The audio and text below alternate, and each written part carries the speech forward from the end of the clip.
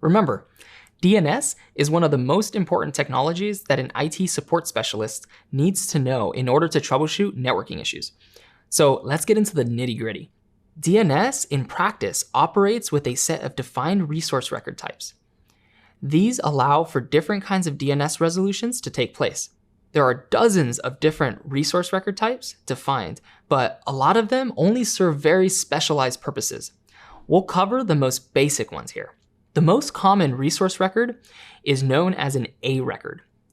An A record is used to point a certain domain name at a certain IPv4 IP address. In our earlier discussions of DNS, we made the assumption that the DNS resolver was asking for the A record for a domain name. In its most basic use, a single A record is configured for a single domain name. But a single domain name can have multiple A records too.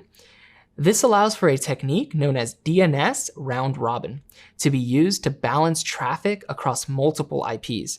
Round robin is a concept that involves iterating over a list of items one by one in an orderly fashion. The hope is that this ensures a fairly equal balance of each entry on the list that's selected. Let's say we're in charge of a domain name, www.microsoft.com. Microsoft is a large company and their website likely sees a lot of traffic.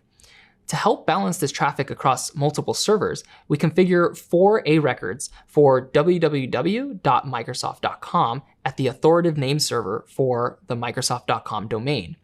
We'll use the IPs 10.1.1.1, 10.1.1.2, 10.1.1.3, and 10.1.1.4.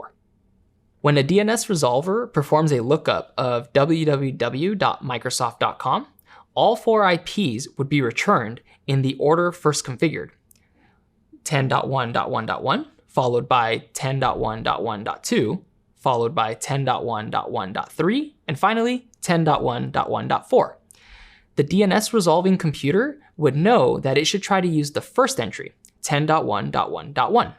But it knows about all 4, just in case a connection to 10.1.1.1 fails. The next computer to perform a lookup for www.microsoft.com would also receive all 4 IPs in the response, but the ordering will have changed.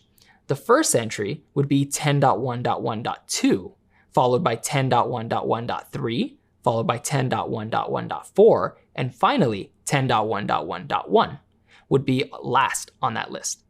This pattern would continue for every DNS resolution attempt, cycling through all of the A records configured and balancing the traffic across these IPs. That's the basics of how DNS round robin logic works. Another resource record type that's becoming more and more popular is the quad A record. A quad A record is very similar to an A record, except that it returns an IPv6 address instead of an IPv4 address. The CNAME record is also super common. A CNAME record is used to redirect traffic from one domain to another. Let's say that Microsoft runs their web servers at www.microsoft.com. They also want to make sure that anyone that enters just Microsoft.com into their web browser will get properly redirected. By configuring a CNAME record for Microsoft.com that resolves to www.microsoft.com, the resolving client would then know to perform another resolution attempt, this time for www.microsoft.com, and then use the IP returned by that second attempt. CNAMEs are really useful because they ensure you only have to change the canonical IP address of a server in one place. In fact, CNAME is just shorthand for canonical name. If we look again at our original example of making sure that visitors to both Microsoft.com and www.microsoft.com get to the same place, we could do this in 2 ways. We could set up identical A records for both Microsoft.com and www.microsoft.com domain names, and this would work just fine. But if the underlying IP address ever changes, we need to change it in 2 places, the A records for both Microsoft.com and www.microsoft.com. By setting up a CNAME that points Microsoft.com at www.microsoft.com, you'd only have to change the A record for www.microsoft.com. And you'd know that clients pointing at either domain would get the new IP address. This might not seem like a huge deal with just 2 records to worry about, But large companies with complex presences on the web might have dozens of these kinds of redirections. It's always easier to only have one source of truth. Another important resource record type is the MX record. MX stands for mail exchange, and this resource record is used in order to deliver email to the correct server. Many companies run their web and mail servers on different machines with different IPs. So the MX record makes it easy to ensure that email gets delivered to a company's mail server, while other traffic, like web traffic, would get delivered to their web server. Record type, very similar to the MX record, is the SRV record. SRV stands for service record, and it's used to define the location of various specific services. It serves the exact same purpose as the MX resource record type, except for one thing. While MX is only for mail services, an SRV record can be defined to return the specifics of many different service types. For example, SRV records are often used to return the records of services like CalDAV, which is a calendar and scheduling service. The text record type is an interesting one.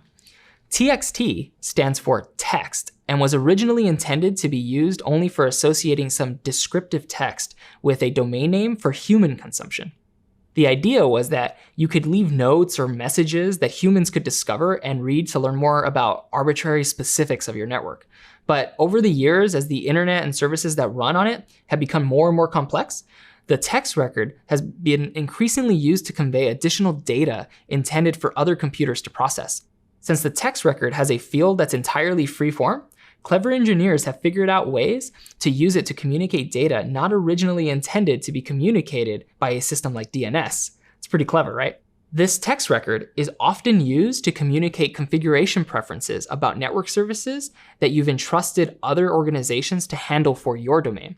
For example, it's common for the text record to be used to convey additional info to an email as a service provider, which is a company that handles your email delivery for you. There are lots of other DNS resource record types in common use, like the NS or SOA records, which are used to define authoritative information about DNS zones.